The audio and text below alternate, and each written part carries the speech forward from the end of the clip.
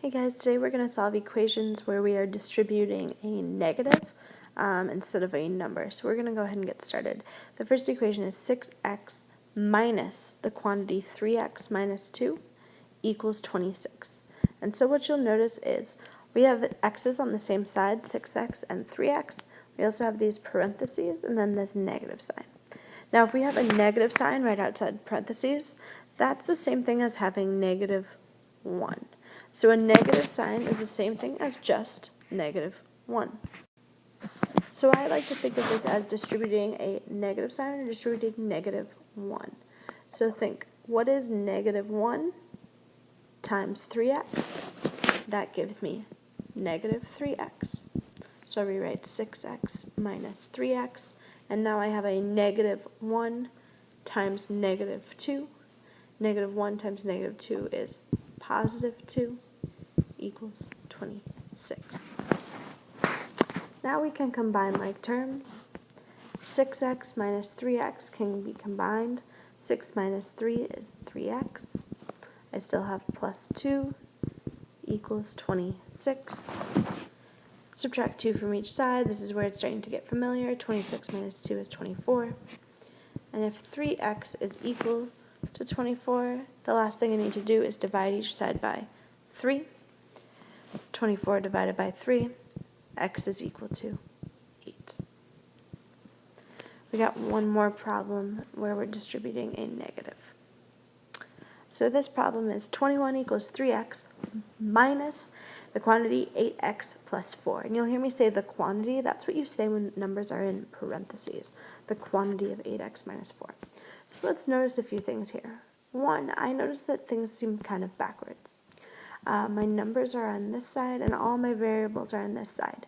Remember, we can rewrite this equation if you would prefer to solve it, where we rewrite it as 3x minus the quantity 8x plus 4 equals 21. You can rewrite it like that. That is totally fine. Some people prefer to write it that way. I don't mind solving it like this. I see parentheses and I see a negative, so I do know that I'm going to do distributive property right here.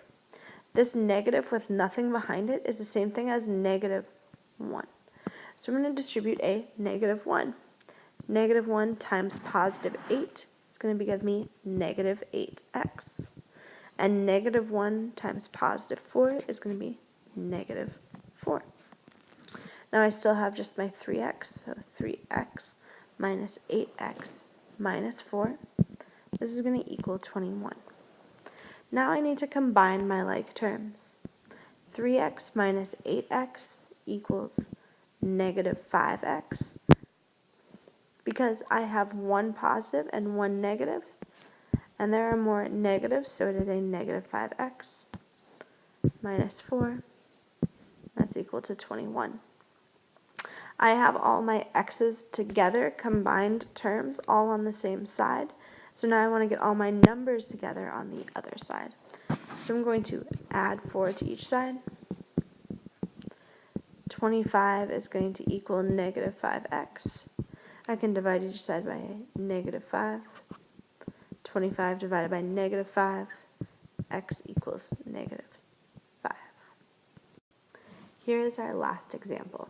So first thing I want to do is look at this example and see kind of what I'm going to need to do.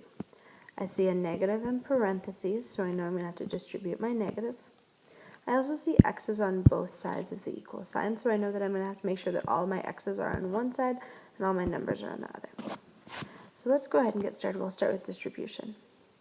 This negative is the same thing as negative 1. When we just see a negative, it's the same thing as negative 1.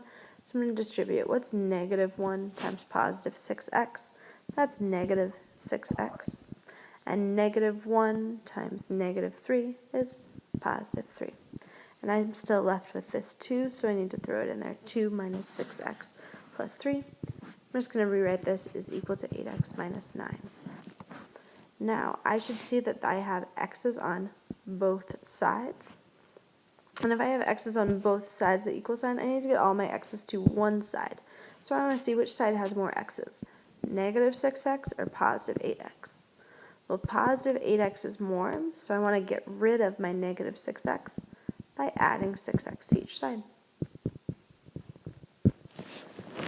So if I rewrite this, I'm left with my 2. I got rid of all of this, so I'm left with 2 plus 3 is equal to 8x plus 6x is 14x. So that's equal to 14x minus 9.